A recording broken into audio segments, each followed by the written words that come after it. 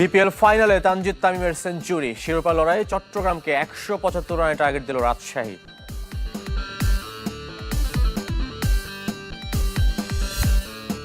বিশ্বকাপ ইস্যুতে আইসিসিকে এক হাত নিলেন সংস্কৃতি উপদেষ্টা ফারুকী, নিরাপত্তার ঝুঁকি তুলে ধরে চাইলেন নিরপেক্ষতার প্রমাণ।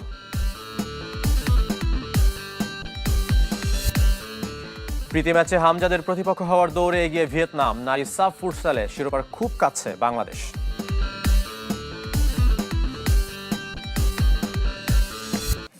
শুরুতে বিপিএলের খবর। ফাইনালে তানজিদ তামিমের সেঞ্চুরিতে চট্টগ্রামকে ১৭৫ রানে টার্গেট দিল রাজশাহী। মিরপুরের টস হেরে ব্যাট করতে নামে উত্তরবঙ্গের দলটি।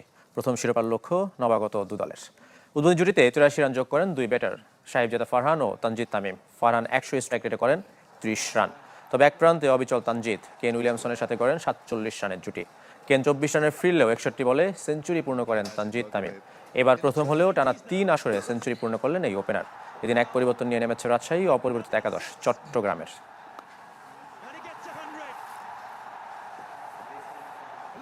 এদিকে ফাইনালের আগে টুর্নামেন্টের ট্রফি উন্মোচন করলো বিসিবি। হেলিকপ্টারে করে মাঠে এলো হীরাখচিত ট্রফি, যা নিয়ে আসেন যুব বিশ্বকাপ জয়ী অধিনায়ক আকবর আলী ও নারীদের এশিয়া কাপ জয়ী অধিনায়ক সালমা খাতুন।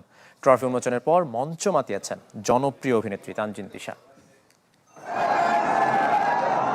বর্ণিল হোম অফ ক্রিকেট বিপিএল এর শেষ দিন সবচেয়ে বড় ধামাকা ট্রফি উন্মোচন অনুষ্ঠানে। হেলিকপ্টারে করে মিরপুরে এসেছে ফাইনালের ট্রফি।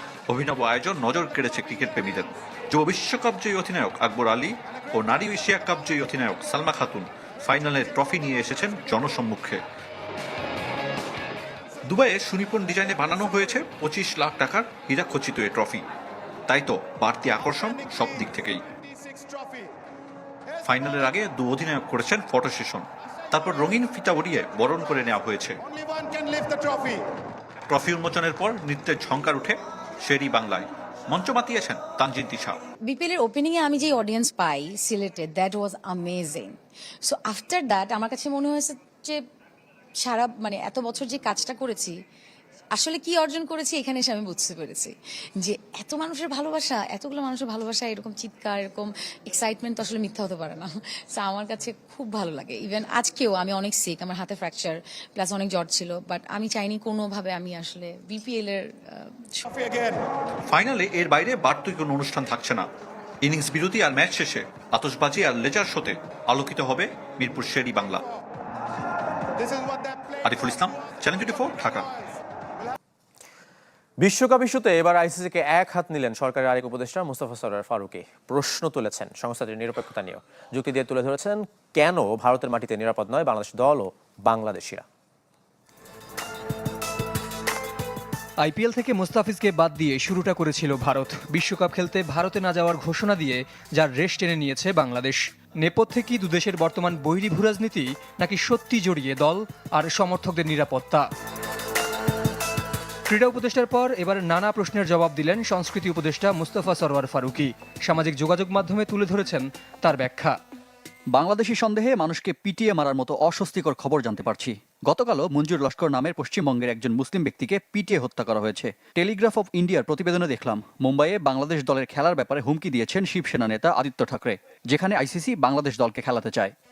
নিরাপত্তার মতো গুরুত্বপূর্ণ ইস্যুতে বাংলাদেশের কথায় আইসিসি কর্ণপাত না করলেও ঠিক একই কারণে ভারত ও পাকিস্তানের একে অপরের দেশে খেলতে না চাওয়ার দাবি মেনে নিয়েছিল আইসিসি।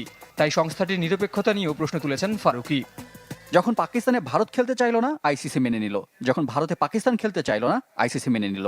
একই ধরনের সত্যিকারের নিরাপত্তা শঙ্কার কারণে যখন বাংলাদেশ অনুরোধ করলো, আইসিসি তার উল্টো করলো। যদি সংস্থাটি নিজেদের নিরপেক্ষ প্রমাণ করতে চায়, তাহলে নিরাপত্তা ঝুঁকি আমলে নিয়ে যে কোনো মূল্যে দেশের ম্যাচগুলো ভারতের পরিবর্তে শ্রীলঙ্কায় সরিয়ে নিক। বাংলাদেশের নিরাপত্তা ইস্যুকে গুরুত্ব দিচ্ছেন না সাবেক ভারতীয় ক্রিকেটাররা। দেশটির ৮৩ বিশ্বকাপ জয়ী মদন লালের অভিযোগ, পেছনে কলকাঠি নাড়ছে পাকিস্তান। আমি বাংলাদেশের বিশ্বকাপে না যাওয়ার সিদ্ধান্তকে বোকামি বলবো, কারণ এতে ভারতের কোনো ক্ষতি হবে না, বরং বাংলাদেশই সবকিছু হারাবে। বাণিজ্যিক দিক থেকে এমন বড় টুর্নামেন্টে অংশ না নিলে ওদের বিশাল ক্ষতি হবে। আমার মনে হয় পাকিস্তানই বাংলাদেশকে এই টুর্নামেন্টে না খেলতে উস্কানি দিচ্ছে। তাদের উদ্দেশ্য শুধু ভারতকে দুর্বল করা।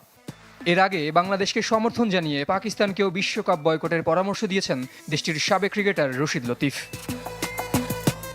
জহির সাগর, চ্যানেল 24। এদিকে যুব বিশ্বকাপে প্রথম জয়ের খোঁজে বাংলাদেশ। যুক্তরাষ্ট্রের দেওয়া 200 রানের টার্গেটে ব্যাট করছে টাইগাররা। সবশেষ সংগ্রহ 2 উইকেটে 156 রান। হারাতে টস হেরে ব্যাট করতে নামে যুক্তরাষ্ট্র, তারাও প্রথম জয়ের সন্ধানে। বাংলাদেশ বোলারদের নিয়ন্ত্রিত বোলিংয়ে মাত্র 199 রানে গুটিয়ে যায় মার্কিনরা। সর্বোচ্চ 68 রানে অপরাজিত আদনিব জাম। ইকবাল হোসেন ইমন নিয়েছেন 3 উইকেট, 2টি করে শিকার আল ফাহাদ, শাহরিয়ার আহমেদ ও রিজান হোসেনের। জবাবে উদ্বোধনী জুটিতে 78 রান যোগ করেন 2 ওপেনার জাওয়াদ আবরার ও রিফাত বেগ। আবরার 47 রানে ফিরেছেন আর রিফাত করেছেন 30 রান। দুদলই নিজেদের তৃতীয় ম্যাচ খেলছে। নারী বিশ্বকাপ বাছাই গ্রুপ পর্বের শেষ ম্যাচে কাল মাঠে নামবে বাংলাদেশ। প্রতিপক্ষ আয়ারল্যান্ড। নেপালের মূলপানিতে ম্যাচ শুরু দুপুর 1:15টায়। দুদলেরই নিশ্চিত হয়েছে সুপার 6। বাংলাদেশ 3 ম্যাচে শতভাগ জয়, পয়েন্ট টেবিলের শীর্ষে, আর আইরিশদের জয় 2টি। এই ম্যাচ জিতে সুপার 4-এ এগিয়ে থাকতে চায় নিগার সুলতানার দল। এদিকে বিগ ব্যাশের ফাইনাল খেলা হলো না রিশাদ হোসেনের। চ্যালেঞ্জারের হোবার্ট হারিকেন্সকে 57 রানে হারিয়ে শিরোপার মঞ্চে সিডনি সিক্সার্স। রোববার ফাইনালে তাদের প্রতিপক্ষ পার্থ স্কর্চার্স। সিডনিতে টস হেরে ব্যাট করতে নামে সিক্সার্স। এদিনও উড়ন্ত স্টিভেন স্মিথ 150-র বেশি স্ট্রাইক রেটে করেন সর্বোচ্চ 65 রান। তাকে বোল্ড করে ফিরিয়েছেন রিশাদ হোসেন। এরপর মইজেস হ্যানরিক্স, জোয়েল ডেভিস ও ল্যাকল্যান্ড শর ছোট ছোট ক্যামিওতে 8 উইকেটে 198 রানের পুঁজি পায় সিডনি। বল হাতে 33 রান খরচায় 2 উইকেট রিশাদের। নিজের প্রথম আসরে 15 উইকেট নিয়েছেন বাংলাদেশ লেগে। জবাবে 16 বল আগে মাত্র 141 রানে থেমেছে হোবার্ট হ্যারিকেন্স। ব্যাট হাতে 11 রান করেন রিশাদ হোসেন। ইনজুরিতে এদিন খেলেননি নিয়মিত অধিনায়ক নাথান এলিস। তার পরিবর্তে দায়িত্ব পালন করা বেন ম্যাকডারমট করেন 40 রান।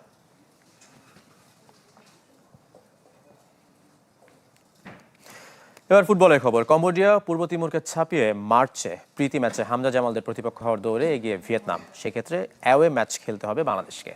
এদিকে এশিয়ান কাপ মিশনে অস্ট্রেলিয়া গিয়ে ওয়েস্টার্ন সিডনি ওয়ান্ডারার্সের সাথে প্রস্তুতি ম্যাচ খেলবে নারী ফুটবল দল। ক্যাম্প করবে সিডনির ভ্যালেন্টাইন স্পোর্টস পার্কে। মার্চে এশিয়ান কাপ বাছাই নিয়ম রক্ষার শেষ ম্যাচে সিঙ্গাপুর গিয়ে দেশটির মুখোমুখি হবে বাংলাদেশ। প্রস্তুতির জন্য হোম নাকি অ্যাওয়ে সে দ্বিধা কাটিয়ে অ্যাওয়ে ম্যাচের পথে হাঁটতে চায় ফুটবল ফেডারেশন। সেক্ষেত্রে আসিয়ান অঞ্চলের 2 দেশ কম্বোডিয়া আর ভিয়েতনাম বাহুফের শর্টলিস্টে। সেখান থেকে হামজা জামালদের প্রতিপক্ষ হিসেবে র্যাঙ্কিংয়ের 108 নম্বর দল ভিয়েতনামকে নিয়ে বেশি ইতিবাচক ফেডারেশন। 26 নাকি 27 মার্চ ম্যাচ হবে চূড়ান্ত সিদ্ধান্ত নেবে জাতীয় দল ব্যবস্থাপনা কমিটি। যদি national teams committee away prefer করে, in that case I believe, and যদি টাইমিং ওয়াইজ সব কিছু মিলে it should be Vietnam. But আমাদের 3টা অপশন এখন আছে। আর যেহেতু বোথ ভিয়েতনাম এবং কম্বোডিয়া দুটোই সিঙ্গাপুরের সাথে খুব কাছাকাছি এবং ডিরেক্ট ফ্লাইটস আছে, তো আমার ধারণা হয়তো বা আমরা ফাইনালি এওয়ে ম্যাচও হয়তো ডিসিশনটা দিতে পারি। নারী দলের এশিয়ান কাপ মিশনে অস্ট্রেলিয়া অংশের পরিকল্পনা চূড়ান্ত। বাফুফের 15 অথবা 16 ফেব্রুয়ারি থাইল্যান্ড রওনা হবেন ঋতুপর্ণা আফিদারা। সেখান থেকে 22 ফেব্রুয়ারি যাবেন অস্ট্রেলিয়া। সিডনির ভ্যালেন্টাইন স্পোর্টস পার্কে শুরু হবে ক্যাম্প। 26 ফেব্রুয়ারি এ লিগের দল ওয়েস্টার্ন সিডনি ওয়ান্ডারার্সের সাথে প্রস্তুতি ম্যাচ বাংলাদেশ নারী দলের। 27 ফেব্রুয়ারি টুর্নামেন্টের জন্য এএফসি নির্ধারিত হোটেলে উঠবেন ফুটবলাররা। 3 মার্চ চীনের বিপক্ষে ম্যাচ দিয়ে শুরু হবে বাংলাদেশের Asian cup mission. Valentine sports পার্কটা it's a very well equipped park in Sydney. আমাদের গ্রাস ফিল্ড আছে, ফ্লাড লাইট আছে, আর্টিফিশিয়াল টার্ফ ফিল্ড আছে with in house canteen and all accommodation facility. তো তাদের সাথে আমাদের মোটামুটি কথাবার্তা হয়ে গিয়েছে এবং সেখানে এখন পর্যন্ত প্ল্যান হচ্ছে 22 তারিখ থেকে আমাদের ক্যাম্প শুরু হবে ওখানে। নারী দল অস্ট্রেলিয়া যাবার আগে থাইল্যান্ডে কদিন অবস্থান করে দেশটির স্থানীয় দলের সাথে প্রস্তুতি ম্যাচ খেলার সিদ্ধান্ত নিয়েছে বাফুফে। শিগগির প্রতিপক্ষ চূড়ান্ত হবে।